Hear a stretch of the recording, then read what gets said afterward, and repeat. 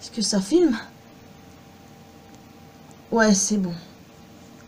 Les amis, vous n'allez sans doute pas me croire, mais l'enfer des backrooms est bien réel. J'en ai été témoin. Bienvenue à toutes et à tous, je suis Marius, j'espère que vous allez bien. Les backrooms, qu'on peut traduire comme arrière-salle en français, est une légende urbaine effrayante, une creepypasta quoi, diffusée sur internet comme la plupart des trucs flippants qui existent. Elle raconte l'histoire d'endroits accessibles en se no-clippant de la réalité. Le no-clip, comme on appelle ça, en gros c'est comme si on traversait les murs d'une salle dans un jeu vidéo. Vous voyez le concept? En gros c'est ça. Cet endroit est considéré comme une dimension parallèle, vide, à plusieurs niveaux, possédant des caractéristiques telles que de grandes pièces vides, répétitives, souvent éclairées au néon, avec un sol en moquette humide et un bourdonnement persistant. Et j'ai l'impression d'encore entendre ce bourdonnement. En gros, c'est un putain de labyrinthe. D'où vient cette légende? La légende des backrooms a vu le jour sur l'Imageboard, le fil de discussion 4chan, en mai 2019, où elle a gagné en popularité, devenant presque aussi populaire que la fondation SCP. Vous vous rendez compte? Tout est parti de cette image. C'est quand même un truc de dingue que tout soit parti de là, et qu'après ce soit devenu un enfer avec plus de 4000 niveaux. Avant de parler de ça, est-ce que vous saviez qu'il existe plusieurs sites d'écriture collaborative sur les backrooms? Il y en a un d'ailleurs qui est actuellement disponible dans cette langue. Il est très intéressant, il est très bien détaillé, donc je vous invite à aller y jeter un œil. Et allez jeter aussi un œil sur le wiki des backrooms, le wiki anglophone. Il est très bien détaillé aussi, ça regroupe pas mal de choses comme les niveaux, les entités, ainsi que des théories. Il est vachement complet, donc je vous invite à aller voir tout ça. Je vous mets éventuellement le lien dans la description si j'y pense. Les backrooms sont surtout devenus populaires cette année, notamment grâce à un court-métrage de Ken Pixel sur YouTube. Par la suite, il y a eu des jeux vidéo. On a eu des jeux sur les SCP, sur les creepypasta tels que Slenderman, ou même sur les créatures de Trevor Anderson comme Siren Head. Et j'ai récemment appris aussi pour Cartoon Cat. Ouais. Donc qu'il y ait des jeux sur les backrooms, bah ce n'est absolument pas étonnant vu la popularité du truc quoi. Il y a énormément de bons jeux. Oui, il y en a vraiment beaucoup. Donc je pense que si vous cherchez un peu sur internet, vous allez en trouver. Ou si vous voulez pas vous emmerder, il y en a dispo sur YouTube, évidemment. Tout à l'heure, je vous disais qu'il y a plus de 4000 niveaux. Et c'est même pas une blague, d'accord? Il est quasiment impossible de sortir des backrooms. Et bah faut croire que j'ai eu de la chance quoi. Quand t'es au niveau 0 et que tu arrives à retourner dans le monde des humains, je peux te dire que tu te sens tout de suite tranquille là. Le niveau 0 en gros c'est de là d'où est partie la légende des backrooms. Cette pièce humide avec des néons. Et en gros ça, c'est le canon original puisque c'est le premier truc qui a existé.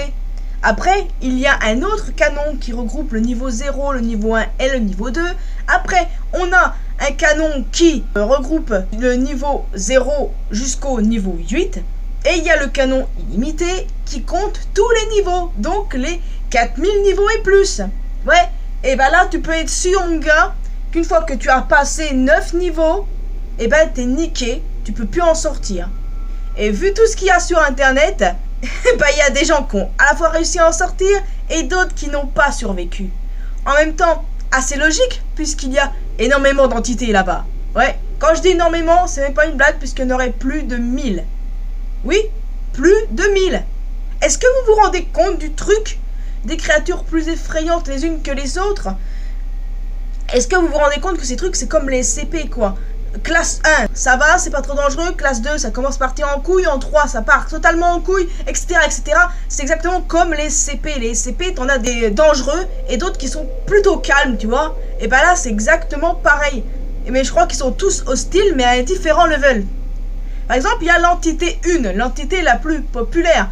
Le truc qui ressemble à un bâton. Ah, mais je peux vous dire que ce truc-là, il fait flipper à sa manière. Mais c'est pas le plus flippant. On a par exemple aussi les Smilers, qui sont très nombreux. Alors, ces trucs, ça pond des œufs comme des araignées au KLM.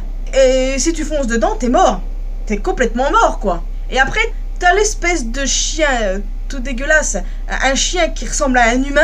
Ah, mais là, tu cours, là. Tu cours.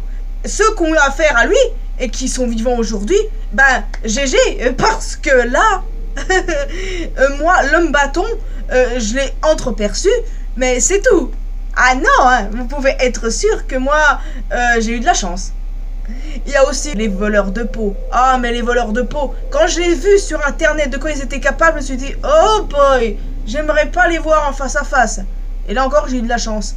Donc, encore une fois, si vous avez survécu à ces trucs, bah GG. Mais bon, en gros, tous les citer, ce serait compliqué. Donc c'est pour ça que le wiki et le site d'écriture collaborative sont nécessaires pour vous en apprendre davantage sur ces trucs. Il y a beaucoup de CP, et ben je pense que clairement, il y a plus d'entités des backrooms que vous ne pouvez le penser. Créatures de Trevor Anderson, les SCP, les creepypasta. Quoique de toute façon, les backrooms c'est creepypasta, mais vous avez compris l'idée. Et ces trucs sont venus des cerveaux des gens. Mais si certains trucs étaient réels, comme les backrooms, en fait, je pense que c'était un rêve que j'ai fait, hein. Mais ça avait l'air tellement réel. Bon, ok, c'est bon, je ferme ma gueule. Si vous voulez survivre, les amis, il n'y a qu'une seule chose qui peut vous empêcher de crever de faim et de soif, vous empêcher de devenir fou, et qui peut se révéler nécessaire contre certains monstres. L'eau d'amande. Comme son nom l'indique, c'est de l'eau au goût d'amande. Pour une raison obscure, c'est ce truc qui t'empêche de crever de faim et de soif, qui t'empêche de vriller complètement, de devenir cinglé, et qui peut être utile contre certains monstres. Contre quels monstres, ça je sais pas, j'ai pas approfondi mes recherches et je tiens pas à le savoir. Mais bon, voilà. En gros, c'est le seul truc qui peut t'empêcher de perdre la tête dans ce lieu. Ouais. C'est flippant, glauque, oppressant. Il y a quoi de se chier dessus quand tu tombes dans ce genre d'endroit? Le niveau 0, il n'y a presque pas d'entité, donc tu peux être sûr d'être tranquille.